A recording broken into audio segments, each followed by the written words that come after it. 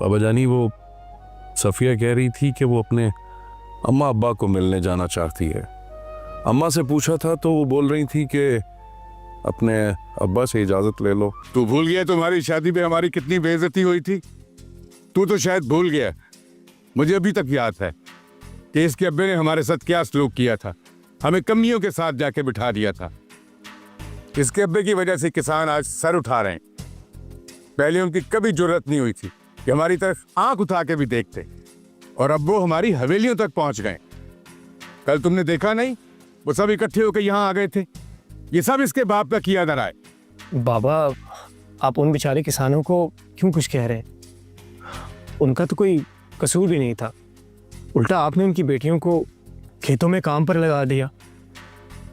और इसमें भाभी का क्या कसूर है? आपने इन्हें क्यों रोका है? आप प्लीज इन्हें तो जाने दें। मलिक साहब, छोड़ दें अपनी जिद। अब तो बच्चे भी बोलने लगे हैं। बाबा साई, 5 साल हो गए मैं अपने माँ बाप से नहीं मिली। अब तो मुझे उनकी शक्ल भी भूलने लगी है। और बाबा तो इफ़ी को बहुत याद करते हैं। इफ़ी ने तो आज तक अपने नाना नानी को भी नहीं देखा। सफिया, इस बार तो तू चली जा।